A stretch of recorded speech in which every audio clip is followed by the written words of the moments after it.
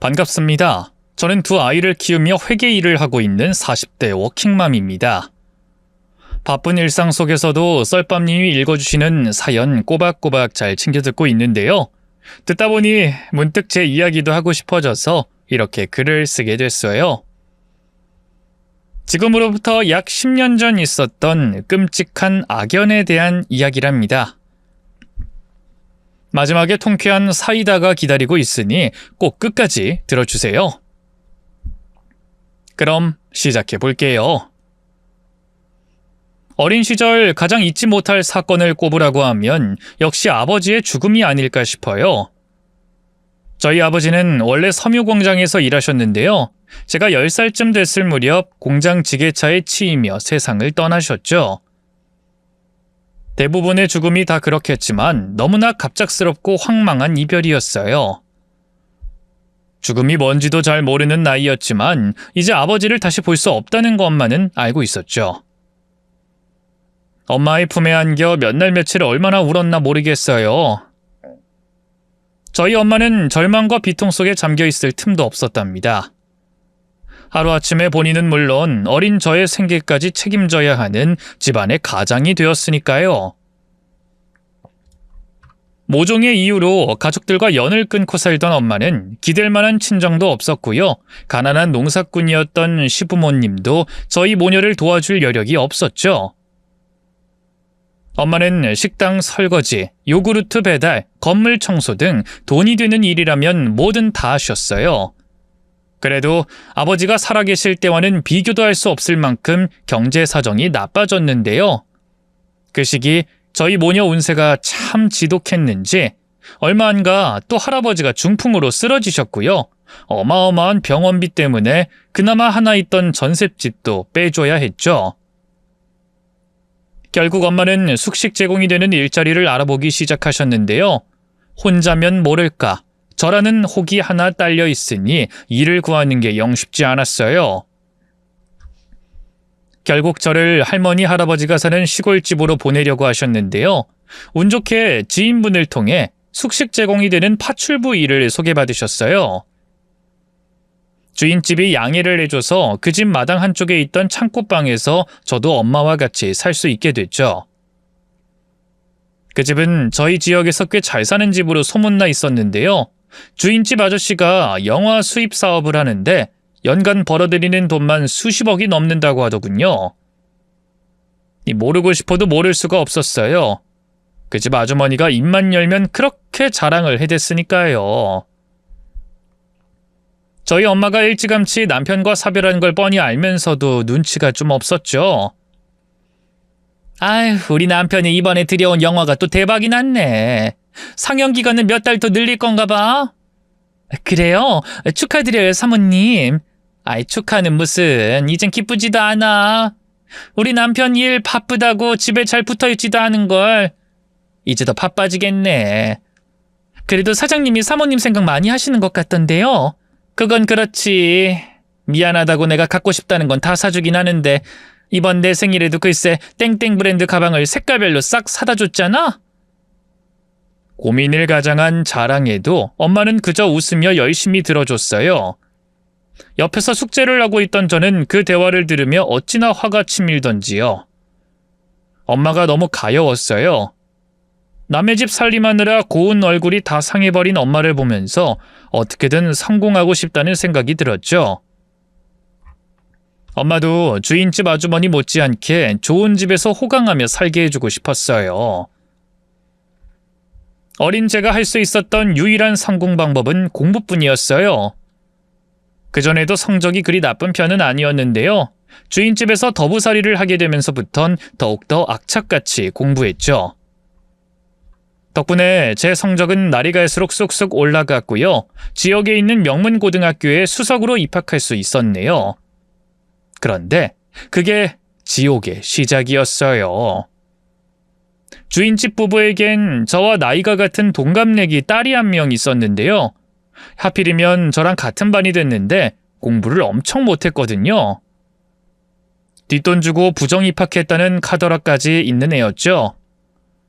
근데 그의 입장에선 자기 집에서 더부살이하는 파출부 딸이 자기보다 공부를 잘하는 걸 견딜 수 없었나 봐요. 정말 밉살맞게 저를 괴롭히더군요. 반 아이들을 주도해 저를 따돌린 건 약과였어요. 제 교과서를 찢어놓고 실수인 척 제 체육복에 물감 섞은 물을 뿌리기도 했고요. 도시락과 실내화를 쓰레기장에 몰래 버리기도 했죠. 또 저와 친하게 지내고 싶어하는 친구가 있으면 다가가 겁박을 주곤 했어요. 김미선 엄마 우리 집에서 허드렛일하는 파출부야. 파출부 딸이랑 놀면 안 쪽팔리겠어? 그럼 친구들은 그 애가 무서워서라도 저를 피해버렸죠. 괴롭힘은 집에서도 멈추지 않았어요. 그 애는 엄마와 제가 지내는 창고방에 쥐를 몰아넣기도 하고요. 제가 먹는 밥에 일부러 돌을 섞어 놓기도 했죠. 시험 기간이라 공부에 집중해야 할 땐 일부러 거실에서 큰 소리를 내거나 TV 볼륨을 최대한 키웠어요. 조금만 줄여달라고 하면 비웃음이 돌아왔죠. 싫어. 내가 왜? 여긴 우리 집이지 너 공부하라고 만든 집 아니거든? 식모딸 주제 어디서 TV 소리를 줄여라 말아야? 건방지게. 무엇보다 견디기 힘들었던 건 고의로 저희 엄마를 상처 주는 거였어요. 아줌마, 내가 내 옷은 따로 손빨래하라고 했잖아요. 이걸 레이스 다 망가졌는데 어쩔 거예요? 아이고 미안해요. 희애 양 건 내가 다 손으로 빨고 있는데 그 옷 하나가 모르고 딸려 들어갔나 봐요. 미안하다면 다해요? 이거 우리 아빠가 프랑스 갔다가 사다 준 하나밖에 없는 건데 이게 얼마짜린 줄 알아요? 아줌마 한 달치 월급으로도 못 사는 거라고요. 다 물어낼 각오는 된 거죠? 그 블라우스 하나가 그렇게 비싸요? 미안해요, 희애 양. 내가 정말 실수했어요. 다신 안 그럴 테니까. 됐어요. 그 애는 엄마의 아주 작은 실수에도 온갖 난리를 쳤어요. 제가 보고 있으면 일부러 더 뭐라고 하고 온갖 모욕을 줬죠. 아줌마, 계란 프라이가 왜 이렇게 짜요? 내가 소금 너무 많이 치지 말라고 했잖아요. 미안해요. 지금 바로 다시 새로 해줄게요. 그건 당연한 거고요. 앞으로는 정신 똑바로 차리고 신경 좀 써요. 안 그럼 엄마한테 말해서 잘라버릴 거니까. 그 애는 엄마를 마치 자기 하녀처럼 부려먹었어요. 그래도 저희 엄마가 훨씬 어른인데 어쩜 그리 버릇없게 구는지 옆에서 보고 있자면 너무 화가 났죠. 한 번은 그런 일도 있었어요. 거실에서 엄마를 도와 바닥을 쓸고 있는데 낮잠 자고 있던 주인집 아주머니가 일어나 나왔어요. 심심했는지 또 바쁜 엄마를 붙잡고 남편 자랑을 있는 대로 늘어놓더군요. 그런데 그 모습을 본 주인집 딸이 다가와 그러대요. 엄마, 왜 파출부 아줌마랑 그렇게 친하게 지내? 우리 집에서 일하는 사람이잖아. 좀 선을 지켜야 하지 않아? 그 되바라진 말에 엄마의 얼굴이 모욕감으로 시뻘개졌어요. 하지만 주인집 아주머니는 자기 딸을 혼내긴커녕 깔깔대며 웃기만 하더군요. 아유, 우리 희애는 어쩜 이렇게 공사 구분이 철저해? 누가 지 아빠 딸 아니랄까봐. 알았어, 엄마가 앞으로는 주의할게. 주의한다 말만 하지 말고 너무 잘해주지 마. 아래 것들은 그럴수록 기어오른다고. 그래, 알았어, 우리 딸. 모녀가 그렇게 기막힌 대화를 나누고 있어도 엄마는 아무 말도 못하셨어요. 그저 억지 웃음만 짓고 계셨죠. 하지만 그렇다고 해서 엄마가 아무렇지도 않은 건 아니었어요. 가끔 제가 잠든 틈을 타 몰래 돌아가신 아버지 이름을 부르며 울곤 하셨으니까요. 그런 엄마를 볼 때마다 제 마음은 한없이 무너져 내렸어요. 그럴수록 저는 더욱더 이를 악물고 공부에 매진했는데요. 그럴수록 그 애도 저를 더욱더 지독하게 괴롭혔어요. 나중엔 주인집 아주머니도 자기 딸이 저를 싫어한다는 걸 알고 일부러 저를 더 구박하셨죠. 이 모든 일이 쌓이고 쌓이면서 제 안의 분노는 점점 커져갔지만 저는 아무것도 할 수 없었어요.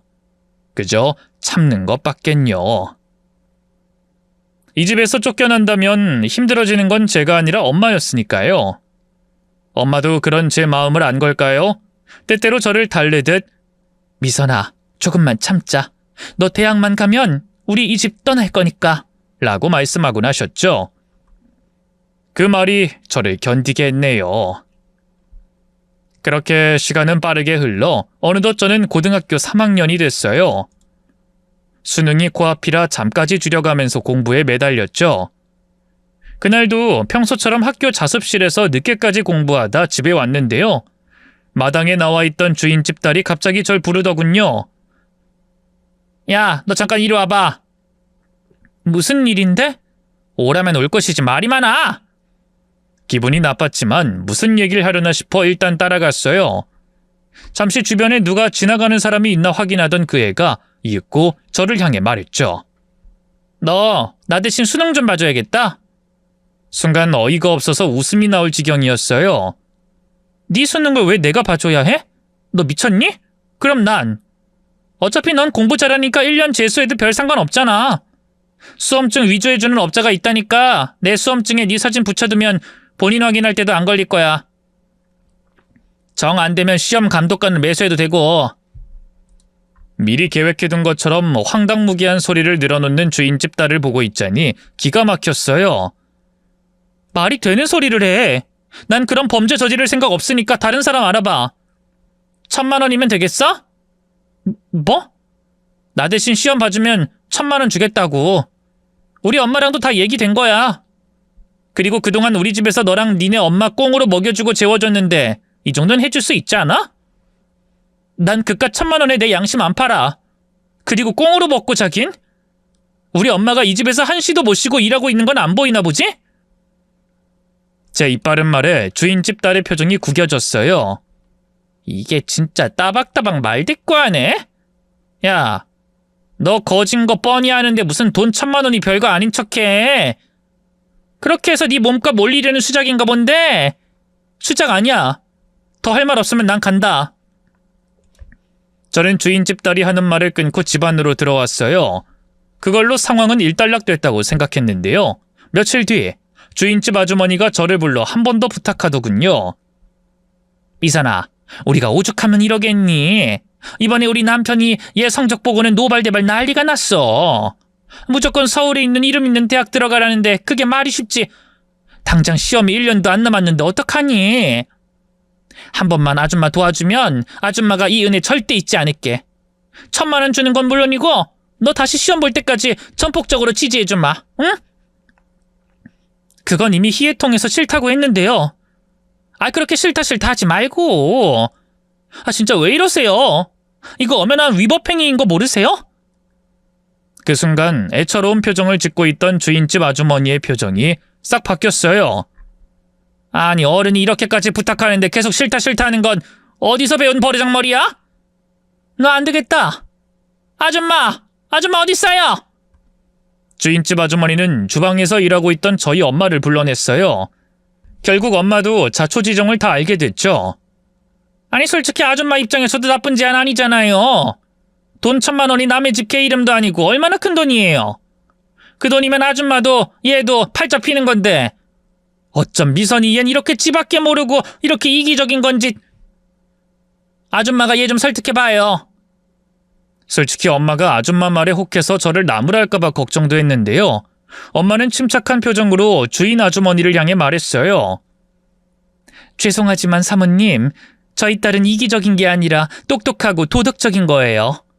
아무리 돈이 없어도 그런 불법적인 일에 자기 양심을 팔아서야 되겠어요? 무슨 생각으로 저희 딸한테 그런 제안을 하신 건지 모르겠지만 앞으로는 다신 그러지 마세요. 늘 자기 말에 내내하면서 순종하던 엄마가 그렇게 말하니 놀란 걸까요? 주인집 아주머니는 한동안 아무 말도 하지 못했어요.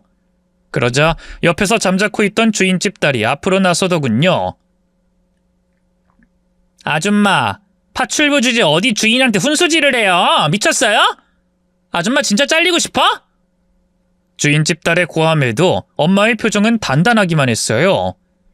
전부터 얘기하고 싶었는데 제가 이 집에서 돈 받고 일하는 고용인이지 하녀는 아니잖아요? 나이도 내가 한참인데 그런 식으로 막말하는 거 삼가해줬으면 좋겠어요. 아니 근데 이 아줌마가 진짜.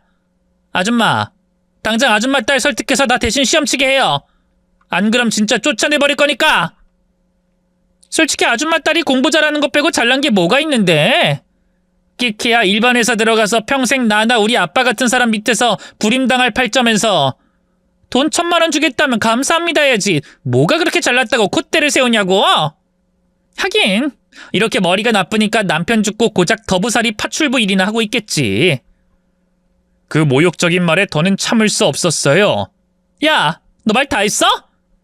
저는 앞으로 달려나가 주인집 딸의 뺨을 때렸죠. 그러자 주인집 딸이 충격받은 표정으로 저를 바라봤어요. 너 지금 니까짓 게 감히 날 쳤어? 그래, 쳤다 어쩔래? 인연이 정말... 주인집 딸이 거품을 물며 제게 달려들려던 바로 그 순간이었어요. 엄마가 앞으로 나서서 그 주인집 딸을 밀어버렸고요. 오히려 뺨을 한 대 더 올려붙였죠.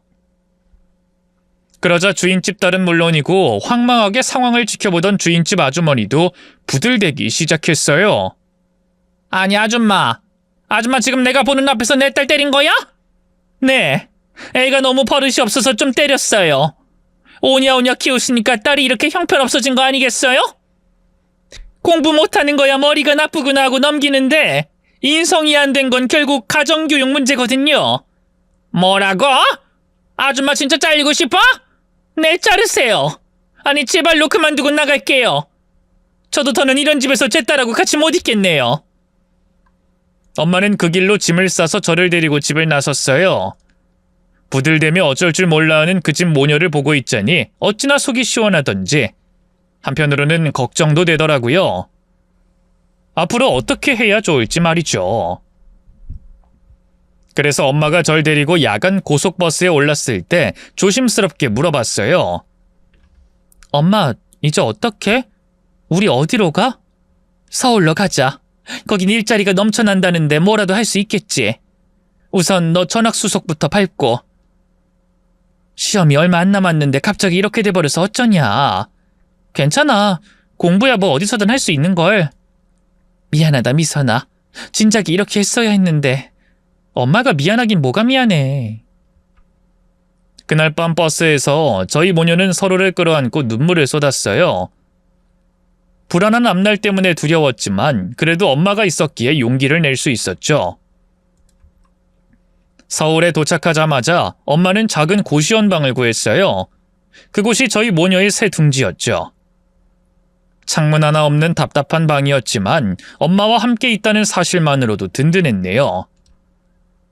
다행히 엄마는 얼마 안가 작은 식당에서 일을 하게 됐어요.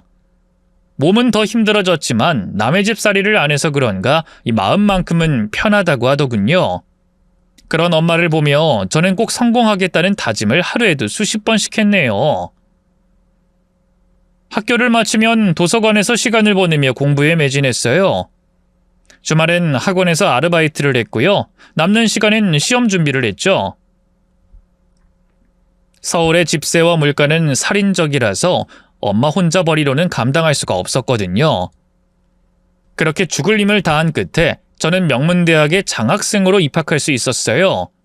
그리고 졸업 후 공인회계사 시험까지 합격하며 인생의 전환점을 맞이했죠. 꽤 큰 법인에 들어간 탓에 일이 많아도 너무 많았지만 그만큼 큰 돈을 벌 수 있어서 행복했어요. 제 월급으로 엄마 예쁜 옷도 사드리고 생애 첫 명품 가방도 사드렸죠. 또 알뜰살뜰 돈을 모아 시내에 있는 작은 아파트도 한 채 마련했네요. 우리 딸 덕분에 엄마가 드디어 남의 집 살이를 탈출하는구나. 고맙다 미선아. 엄마는 그 집에서 너무 행복해하셨어요. 제가 조르고 조른 끝에 고된 식당 일도 그만두셨고요. 성공한 보람을 느낄 수 있는 나날들이었죠. 직장에서 자리를 잡아가던 어느 날 친구의 소개로 한 남자를 만나게 됐어요. 작은 식품회사를 운영하는 사업가였는데요. 살아온 환경도 취향도 정반대였지만 이상하게 자꾸만 마음이 갔죠. 그 남자 역시 제가 마음에 들었는지 꽤나 적극적으로 대쉬했는데요. 그전까지 연애 경험이 한 번도 없던 저는 그 사람의 그런 구애가 싫지 않았어요. 아니, 오히려 두근거리고 설렜죠. 소개받은 지 한 달쯤 지났을 때였을까요? 그쯤이 하필이면 법인 회계 마감 기간이라 매일 밤 10시가 넘어서야 퇴근할 수 있었는데요. 덕분에 그 남자도 일주일 넘게 못 보고 있던 상황이었어요. 이러다 관계가 흐지부지 되는 게 아닌지 걱정이 됐죠. 그래서 내일은 먼저 연락이라도 한번 해봐야지 생각하며 사무실을 나섰는데요. 건물 앞에 웬 낯익은 남자가 서 있는 거예요. 바로 그 사람이었죠. 어? 상철 씨가 여긴 어떻게... 미선 씨 끝나는 거 기다렸죠. 그럼 연락을 주시죠. 얼마나 기다린 거예요? 괜히 일 방해될까 봐. 별로 안 기다렸어요. 그보다 미선 씨 저녁은 드셨어요? 안 먹었다고 하자 그가 손에 들고 있던 작은 도시락 가방을 내밀었어요. 이거 내가 직접 만든 건데 솔직히 모양은 별로거든요. 근데 맛은 보장해요. 한번 먹어봐요. 순간 피로가 눈 녹듯 사라졌어요. 살면서 엄마 외에 누군가가 이렇게까지 저를 챙겨준 건 처음이었거든요. 마침 너무 배가 고팠던 터라 그럼 한 입만 먹어볼게요 하고 받아들었어요. 그가 도시락 뚜껑을 열자 저도 모르게 입가에 웃음이 번졌어요.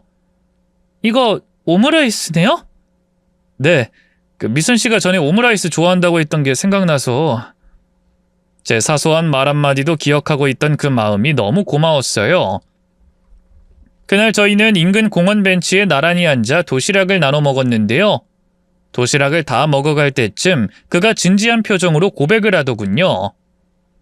저기 미선 씨, 우리가 만난 지는 얼마 안 됐지만 전 미선 씨가 정말 마음에 들거든요. 우리 한번 진지하게 만나보지 않을래요? 거절할 이유가 없었어요. 저는 그 자리에서 바로 그 사람의 마음을 받아들였고요. 그렇게 저희는 연인 사이로 발돋움했죠. 남자친구는 불같은 사람이었어요. 연애를 시작하자마자 그는 매사에 열정적이고 적극적인 모습을 보였죠. 그렇게 온몸으로 자기 애정을 표현하는 사람은 정말 처음이었네요. 다른 건 몰라도 연애 문제에 있어서만큼은 소극적이었던 제가 남자친구를 만나고 정말 많이 달라졌어요. 아버지 없이 커서일까요? 저를 리드해주는 남자답고 카리스마 있는 남자친구의 모습이 참 멋져 보였네요. 자연스럽게 결혼도 생각하게 됐는데요. 남자친구도 같은 마음이었는지 사귄 지 1년쯤 됐을 때 먼저 결혼 얘기를 꺼내더라고요. 미선아, 이제 우리 슬슬 결혼할까? 남자친구는 이미 자기 부모님에게 저를 소개하고 싶다는 이야기를 꺼냈더라고요. 성격 급한 남자친구다웠죠. 갑작스러운 상황 전개에 당황스러웠지만 저도 결혼 생각이 없었던 건 아니었기에 그렇게 남자친구의 부모님을 뵙게 됐네요. 하지만 남자친구 부모님은 저를 썩 탐탁치 않아 하셨어요. 별 볼 일 없는 집안의 한부모 가정 출신이라는 점 때문이었죠. 남자친구 집안은 소위 말하는 금수저 집안이었거든요. 아버지는 남자친구와 마찬가지로 본인 사업체를 운영하는 사업가였고요. 어머니는 문화재단 이사로 활동하는 교양 있는 분이었죠. 첫 만남에서 예비 시어머니는 저를 뚫어져라 보며 한참 동안 아무 말도 하지 않으셨어요. 그러다 식사가 마무리되어 갈 무렵 대뜸 이렇게 말씀하시더군요. 미선 씨, 솔직히 말해서 미선 씨랑 우리랑은 사는 세계가 아예 다르잖아요? 상철이가 하도 한 번만 만나달라고 사정해서 나오긴 했는데 솔직히 결혼은 같은 세상 사는 사람끼리 하는 게 맞다고 보거든요. 미선 씨 생각은 어때요? 적나라한 예비 시어머니의 말에 상처받았지만 애써 웃으며 대답했어요. 어머님, 제가 상철 씨에 비해 많이 부족하다는 거 알아요. 그치만 저 상철 씨 정말 많이 사랑하고요. 나름 능력도 있어요. 좋은 아내, 좋은 며느리 될 자신 있습니다. 그래요. 뭐 말로는 뭔들 못하겠어요. 하지만 결혼은 단순히 둘만의 문제가 아니잖아요? 집안과 집안이 맺어지는 일이기도 한데 좀 더 생각해봤으면 하네요. 정중한 말이었지만 어쨌든 결론은 거절이었죠. 그렇게 인사자리는 냉랭한 분위기 속에서 끝나버렸는데요. 남자친구는 그래도 저를 포기하지 않았어요. 우리 부모님 결혼이 아니고 내 결혼이잖아. 나는 꼭 미선이 너랑 결혼할 거야. 너 아니면 안 된다고. 이후 남자친구는 불도저처럼 결혼을 밀어붙였어요. 계속 저를 반대한다면 부모님과 연을 끊겠다는 폭탄 선언까지 했죠. 약 1년간의 치열한 줄다리기 끝에 마침내 예비 시부모님이 먼저 백기를 드셨고요. 그렇게 남자친구와 저는 본격적인 결혼 준비를 하게 됐어요.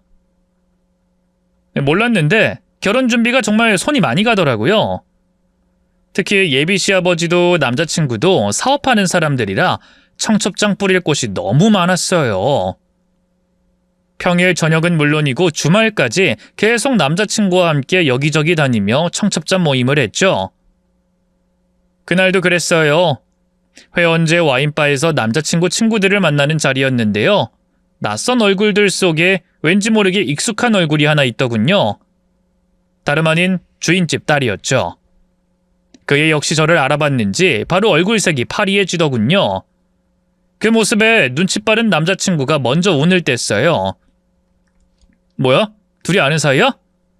주인집 딸이 아무 말도 없길래 제가 먼저 입을 열었어요.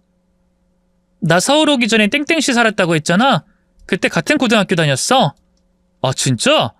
몰랐네. 자기는 얘 희애를 어떻게 아는 거야? 골프 동호회에서 만났어. 희애 아버지랑 우리 아버지가 일적으로 친분이 있기도 하고. 아 그래? 제가 뭔가 더 말할까 두려웠던 걸까요? 돌처럼 굳어있던 주인집 딸이 억지 미소를 지으면서 입을 열었어요. 야, 이렇게 만나니까 반갑다, 미선아. 이게 얼마만이야? 세상 참 좁다. 상철 오빠 결혼한다는 여자가 설마 너일 줄이야. 솔직히 조금도 반갑지 않았어요. 꼬일 만큼 꼬인 악연인데 반가울 수가 있나요?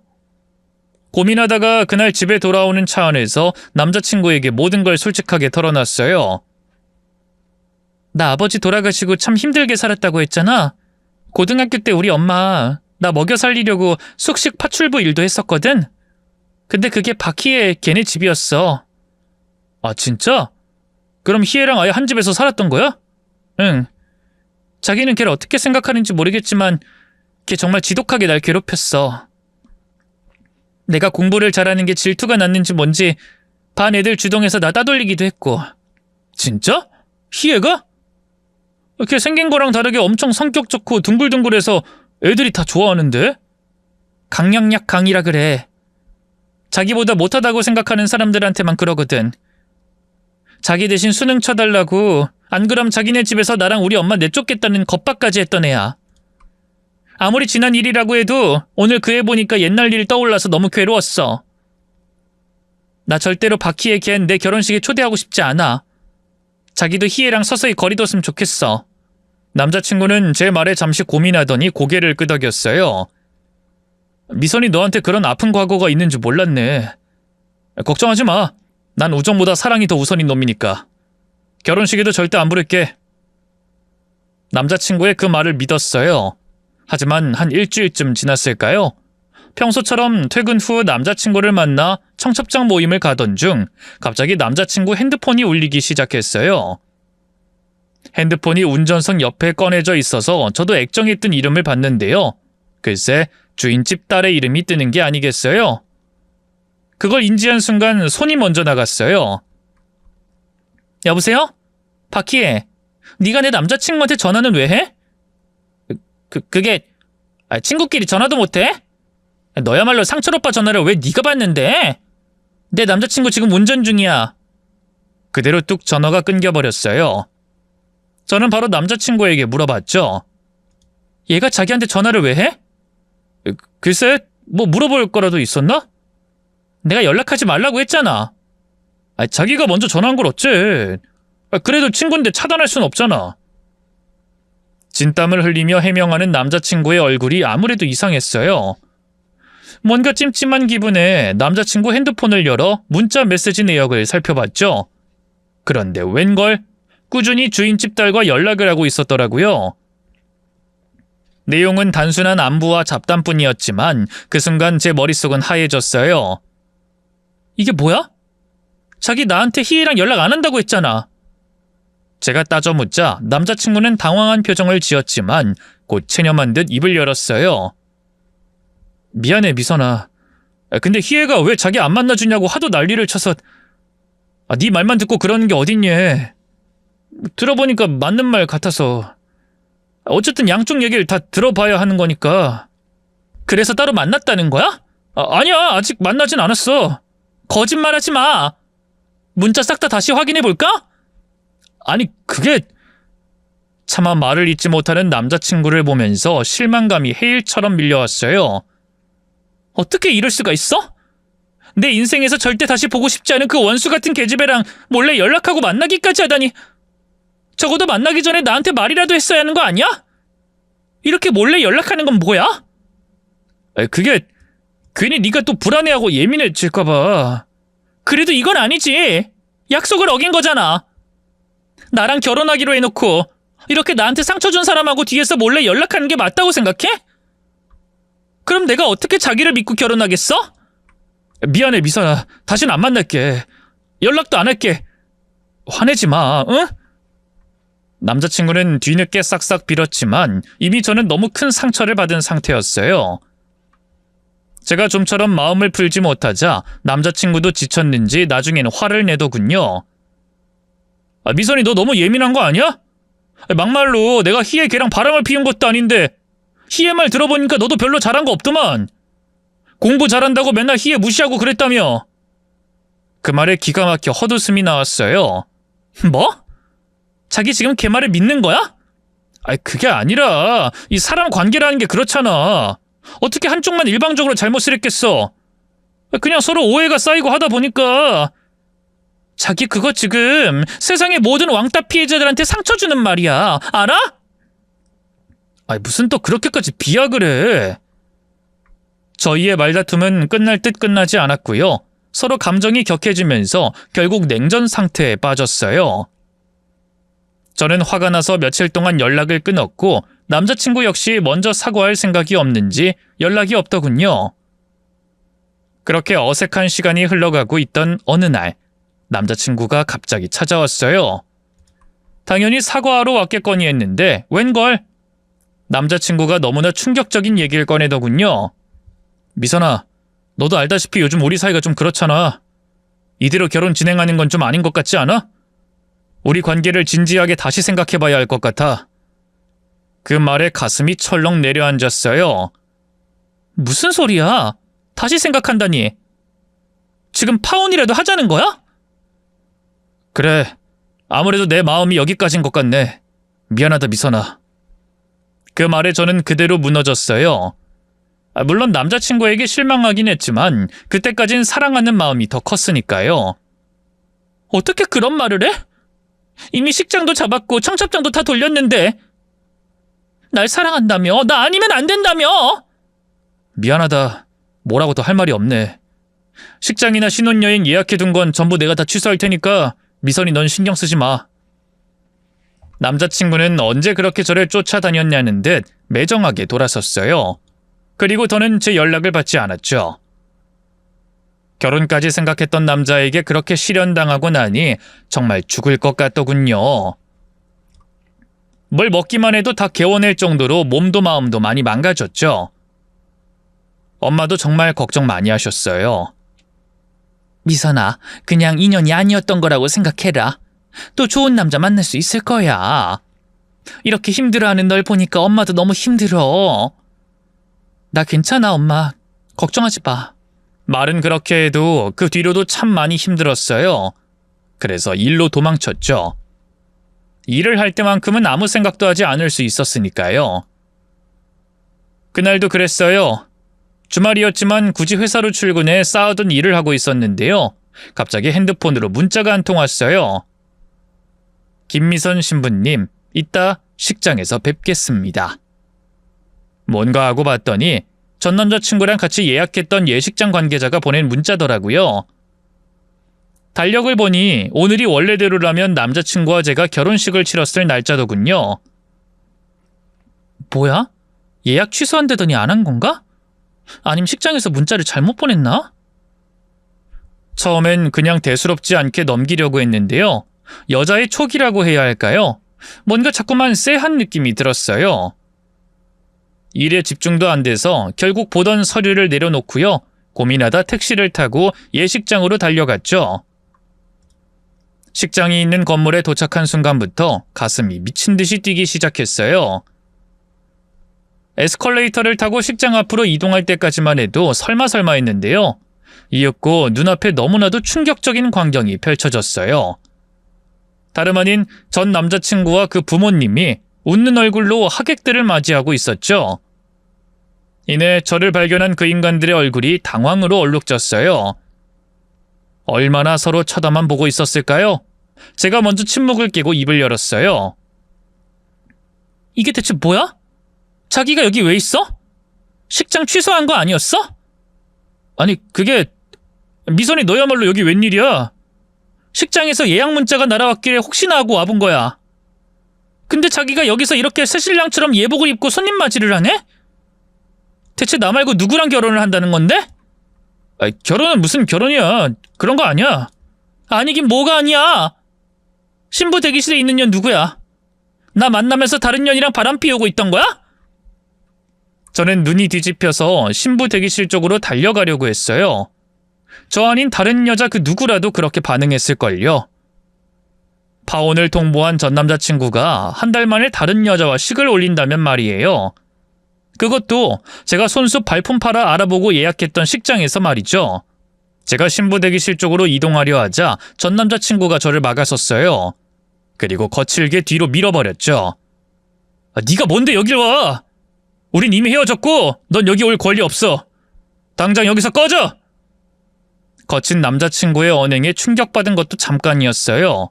이윽고 속에서 뜨거운 무언가가 울컥 치밀어 오르더군요. 왜 권리가 없어? 여기 알아보고 예약했던 게 누군데? 대체 누구야? 어떤 년이랑 결혼을 하는 거냐고? 소란이 일자 근처에 있던 하객들이 웅성거리기 시작했어요. 당황한 남자친구는 일순 멈칫했고요. 저는 그 틈을 놓치지 않고 신부 대기실로 내달렸죠. 그리고 웨딩드레스를 입은 채 다소곳이 앉아있는 여자의 얼굴을 본 순간 경악할 수밖에 없었어요. 신부의 정체는 다름 아닌 주인집 딸이었으니까요. 뭐야? 바퀴에 네가 왜 여기 있어? 제 물음에 주인집 딸은 당황한 것도 잠시, 이내 피식 웃었어요. 어떻게 알고 왔네? 상철 오빠가 말했을 리는 없을 테고. 누구야? 누가 말해줬니? 지금 그게 중요해? 너 대체 이게 무슨 짓이야? 미쳤어? 내가 뭘? 너 이미 상철 오빠랑 헤어졌잖아. 나한테 이럴 권리 없다고. 말이 되는 소리를 해! 언제부터야? 둘이 언제부터 나 모르게 바람이 났던 거야? 그 인간이 너 싸고 돌 때부터 이상하다 했어. 신부 대기실에도 꽤 많은 하객들이 있었어요. 저희 대화를 들은 사람들이 웅성거리며 눈짓을 주고받았는데요. 주인집 딸은 당황하긴커녕 오히려 더 뻔뻔하게 나서더군요. 미선아, 너 왜 이렇게 초라하게 구니? 상철 오빠가 너랑 결혼 못하겠다고 해서 헤어진 거잖아. 그럼 끝난 거지 왜 여기까지 와서 난리야? 난리? 네가 내 남자 빼앗아갔으면서 이걸 난리라고? 둘이 대체 언제부터 바람핀 건지 당장 말해! 아우 시끄러. 그 입 좀 다물어. 너 이렇게 예민하고 오버하는 성격 때문에 상철 오빠가 널 떠난 건데 조금도 못 고쳤네. 하긴 개벌은 남주겠어. 인연이 진짜... 화를 참지 못한 저는 그대로 주인집 딸에게 달려들었어요. 그리고 뺨을 있는 힘껏 갈기고요. 면사포를 쓴 머리채를 잡아채 탈탈 털어댔죠. 주인집 딸은 살려달라며 마구 비명을 질렀는데요. 그 누구도 도와주지 않더군요. 어찌나 통쾌하던지요. 그런데 바로 그때였어요. 하객들 사이를 헤치고 주인집 아주머니가 안으로 들어섰어요. 그 뒤엔 전 남자친구도 함께였죠. 아주머니는 저를 보더니만 기함을 하더군요.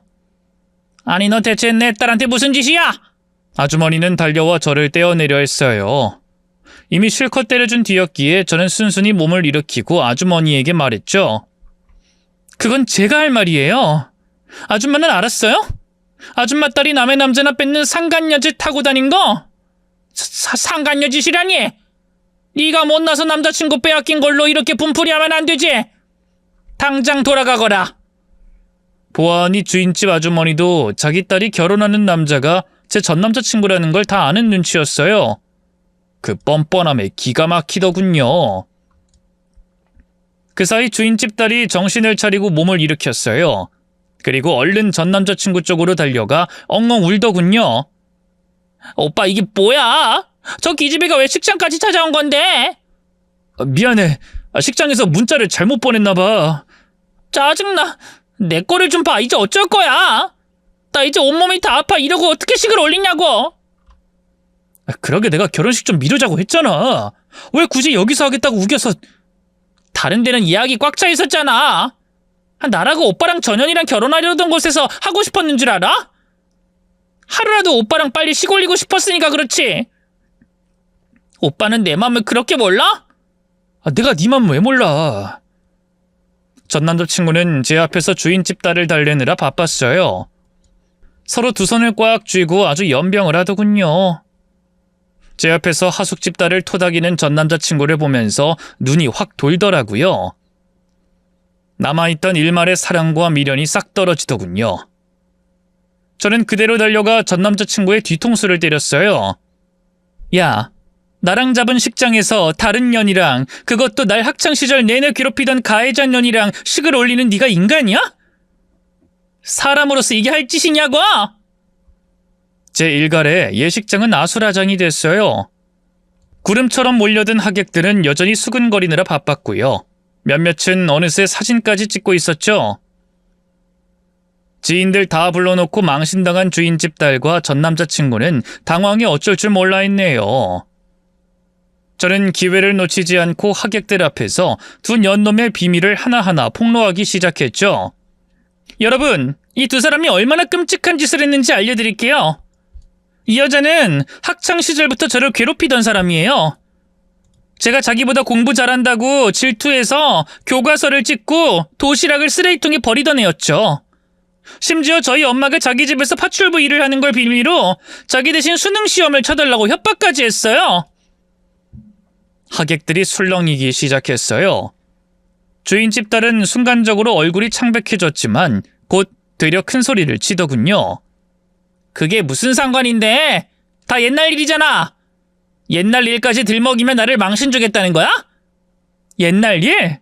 과연 그럴까? 그때도 모임에서 다시 만났을 때 사람들이 너 땡땡 대학 졸업했다고 하던데 내가 알던 너는 절대 그런 명문대 못 들어가거든. 나한테 그랬던 것처럼 뭔가 또 더러운 술수를 썼겠지. 안 그래? 사람 모함하지 마.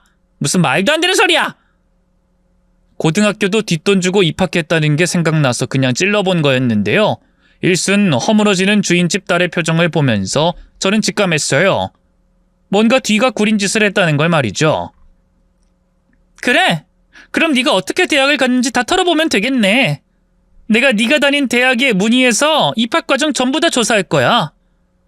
부정 입학이면 졸업도 취소되는 거 알지? 끝까지 가보자고. 제 말을 들은 주인집 딸은 겁먹은 표정을 감추지 못했어요. 그러자 전 남자친구가 또다시 앞으로 나섰죠. 미선아, 이제 그만해. 여기까지 와서 이렇게 소란 피우는 건 너답지 않아. 나다운 게 어떤 건데? 그동안 너 같은 쓰레기한테 장단 맞춰준 내 시간이 아깝다. 두고 봐. 너도 절대 가만 안 둘 테니까.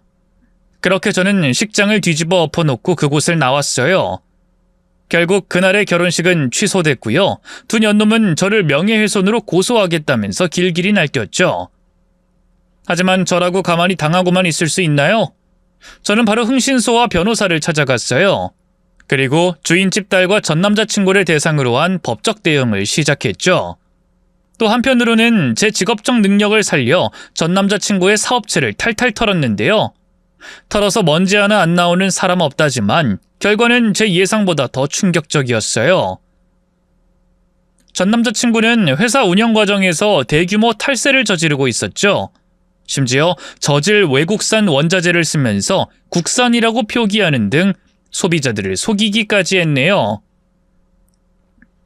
저는 바로 관련 국가기관에 이 사실을 신고했고요. 남자친구 회사는 새 막대한 벌금을 부과받았어요. 이 사실이 언론에 대대적으로 보도되면서 소비자들도 등을 돌렸고요. 결국 회사는 문을 닫을 수밖에 없었죠. 주인집 딸에 대한 조사도 빠르게 진행됐어요. 예상대로 주인집 딸은 부정 입학으로 대학에 들어갔더군요. 저는 이 사실을 그 대학에 알리고 적극적으로 항의했고요. 당연히 주인집 딸은 졸업 취소 처분을 받았죠. 그리고 뒤늦게 알게 된 사실인데 알고 보니 주인집이 폭삭 망했더라고요.